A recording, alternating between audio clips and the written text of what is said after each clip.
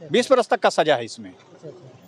3 बरस से लेकर के 20 बरस तक का सज़ा है, वो माननीय न्यायालय में तय होगा जब सज़ा के बिंदु पर बहस होगी।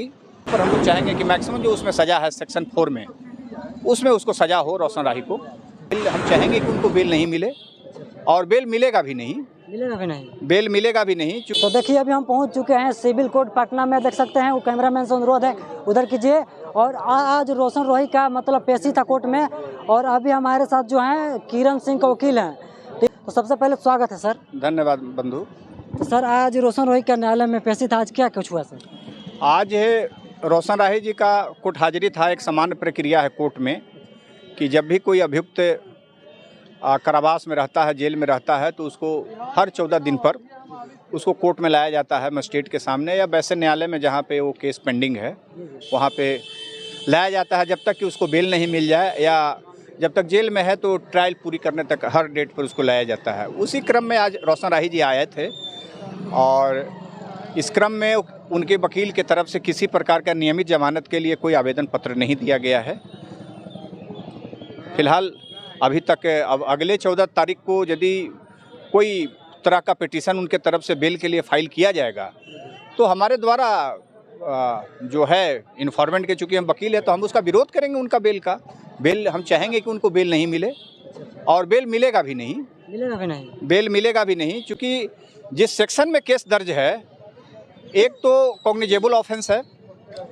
दूसरी जो सेक्शन में दर्ज है वो स्पेशल पॉक्सो एक्ट में दर्ज है सेक्शन 4, जो अपने आप में काफ़ी गंभीर प्रकृति का है कि बिलो 16 ईयर्स की बच्ची के साथ आप जोर ज़बरदस्ती किए हैं या करते हैं, आप इंटरकोर्स करते हैं, चाहे उसमें सहमति या असहमति दोनों हो, यदि वो केस में जाती है तो आप उसके लिए दोषी हैं।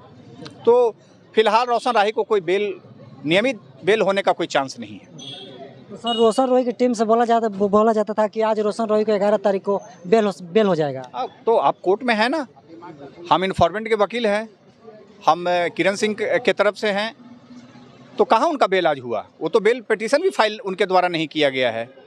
अब आगे देखा जाएगा कि जो अगले 14 दिन के बाद उनको जो डेट पड़ेगा उसमें वो बेल पिटीशन फाइल करते हैं कि नहीं फाइल करते हैं, अब वो अगले तिथि पर होगा। फिलहाल तो अभी उनको बेल के लिए बहस भी नहीं हुई है।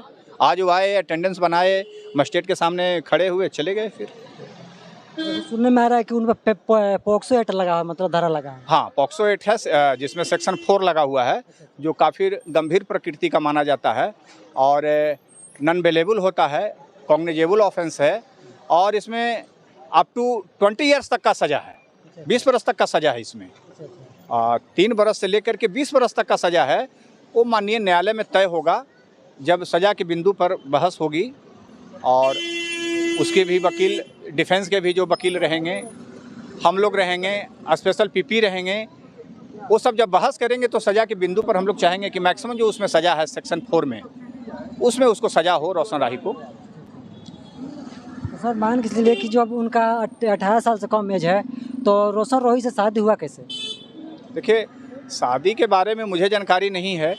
मुझे तो जो FIR की जो कॉपी मिला है उसमें यही आरोप है कि हम लोग एक छत के नीचे रहते थे, मुझे ज़ोर ज़बरदस्ती कर के ले गया और मेरे साथ शारीरिक संबंध बनाया, फिर किसी बड़े कोई होटल में ले जा कर के किया, और पटना के विभिन्न फ्लैटों में उनके साथ संबंध बनाया।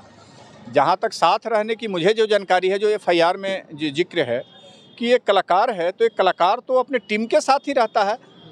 तो एक टीम में एक साथ रहने के लिए आप उसके साथ जोर ज़बरदस्ती करके संबंध नहीं ना बनाइएगा, क्योंकि उसको टीम वर्क रहता है। कोई भी रील्स, कोई भी सिनेमा, कोई भी वीडियो बनाने के पहले ट्रायल होता है, डेमो होता है, तो सब करने के लिए लोग तो साथ ही रहते हैं ना। तो रिहर्सल के ख्याल से यदि साथ में रह रहे हैं, एक ही छत के नीचे रह रहे हैं, तो वो आपको अनुमति नहीं देता है कि उसके विदाउट कंसेंट के आप उसके साथ शारीरिक संबंध बनाएं।